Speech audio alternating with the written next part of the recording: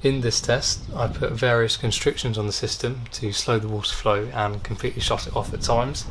I'm doing this to see how the pressure changes within the system and see how it handles these pressure changes. So here I am turning off the isolator valve. This causes the pressure to jump drastically as the water now has nowhere to go.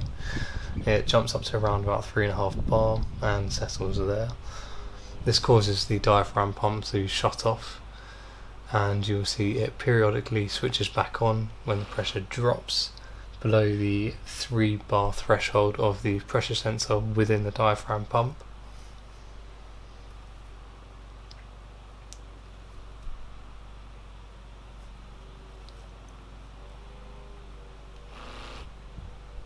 The next thing I'm going to do is slightly open the isolator valve to allow some water through. This is to simulate a person in the shower turning down the pressure.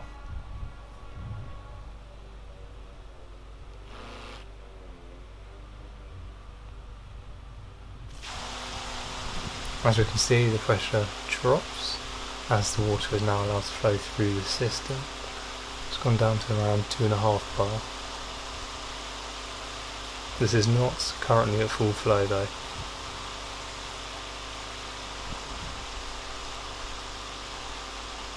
I'm now going to shut off the system a little bit more to imitate a really slow shower and low pressure. As you can see, the pressure is rising as expected to around 3 bar.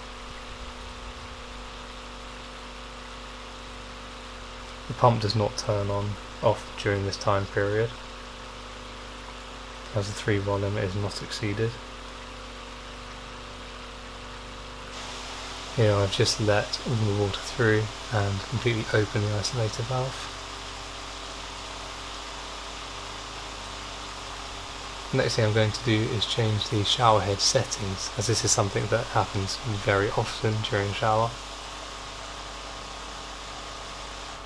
You can see that the pressure slightly jumps up as I put it onto the power washer setting.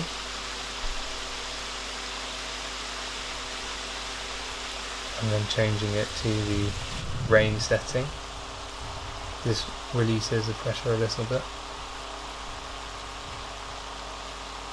None of these so far have stopped the pump from working though. And this is back to normal flow.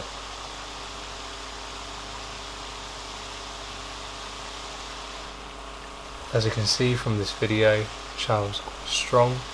I do have some leaks in the system, which are causing the pressure to actually be lower. It would be higher in actuality.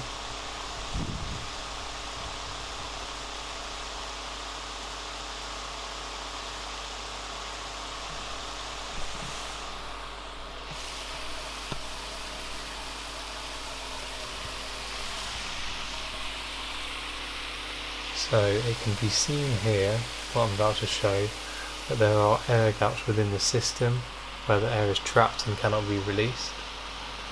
This does not affect the test much, as I have an accumulator in the system already which acts as air gaps itself. Here you can see where the activated carbon hasn't been compressed fully. This would be done much better in the factory and there wouldn't be gaps in the system. In the sediment filter you can also see a slight air bubble. This could all be sorted by changing the orientation of these filters.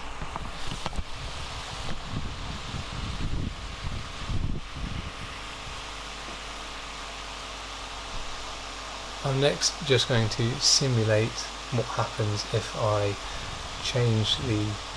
if I release the pressure release valve, which I will have designed into the system. As you can see, this causes the pressure to drop, and when the valve is shut off again, it slowly rises.